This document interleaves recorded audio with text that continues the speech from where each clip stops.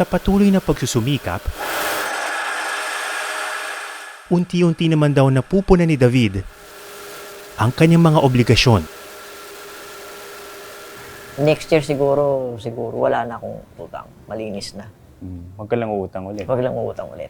Kasi magkakaroon na naman ng babayaran.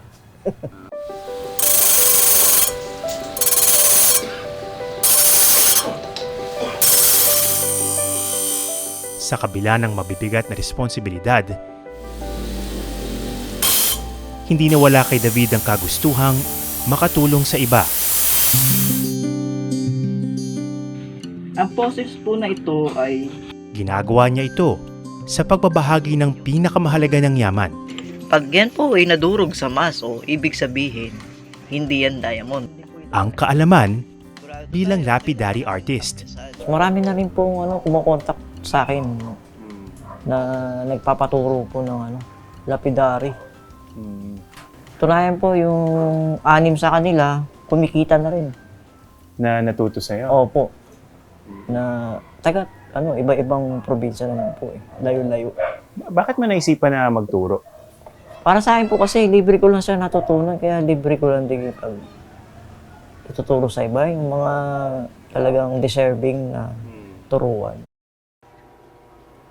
Magandang araw po. Sir, Bloodstone Jasper.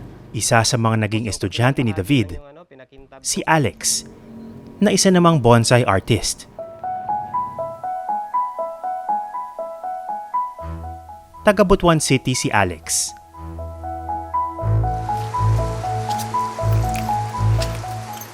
At napanood daw niya si David sa telebisyon, kaya naisipan niya itong i-message. Napanood ko kasi yun sa Eyewitness, yung episode ni Sir David. Gumagawa kasi ako ng artificial bonsai noon, tapos nilalagyan ko ng mga bato. Pero hindi ko alam na gemstone na pala yung mga nagamit ko. Nag-message ako kay Sir David at doon niya ako tinuruan na mag-process. Ito naman ang tinatawag na dendritic agate. Doon ako humanga, ma'am, kasi sabi niya gusto daw niyang ipalaganap yung sariling ate na gemstone dito sa Pilipinas. Doon ako nagpursige, ma'am. Tapos tinuruan niya ako, libre po yan, ma'am. Walang bayad, paano mag-identify ng bato, mag-process, yung pagpapakintab. Improvised man ang makina na gamit,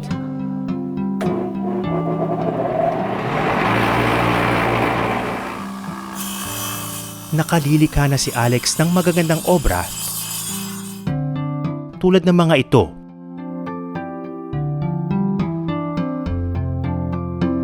Sa gabay ni David. Okay po, sir. Thank you po, sir. Kaya ako nagsisikap, ma'am, kasi panay sabi niya sa akin na tuloy ka lang, sir, at malayo pang mararating mo. Nahiya nga ako sa kanya kasi minsan parang maisip ko na baka abala sa kanya. Maraming salamat po at ginabayan niyo ako hanggang ngayon. Gusto ko share yung knowledge ko sa iba.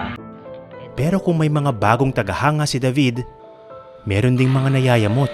Yun nga po, dumami po yung basher. Tapos, Basher? Ano naman ang sinasabi nila? yun nga po, dapat daw hindi daw inilabas yung tungkol sa gemstone. Kasi dadami daw yung lapidary kagaya namin, maraming magiging kakumpetensya. Kahit nasasaktan daw sa sinasabi ng iba, hindi na lang daw ito pinapansin ni David. Proud ka ba sa trabaho mo? Super proud po. Super proud po. Kasi marami po ako natutulungan ng mga walang trabaho. Tinuturuan ko po sila eh. Tapos nagkakaroon sila ng trabaho, kumikita na rin. Iba yung pakiramdam na nakakatulong sa iba.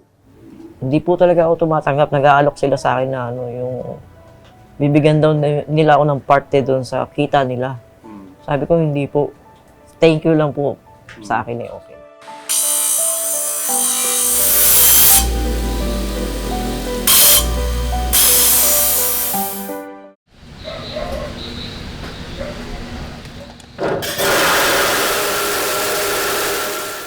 Sa patuloy na pagpupursige, unti-unting inaabot ni David ang mga pangarap ng kanyang pamilya. Pero sa kanyang bawat paglikha, natuklasan niya ang tunay na halaga ng kanyang sining. Okay po, sir. ang ibahagi ito sa iba Sir, Bloodstone Jasper. nang mahanap din nila ang angkin nilang husay at kinang. Maraming salamat sa panonood ng Eyewitness, mga kapuso. Anong masasabi niyo sa dokumentaryong ito?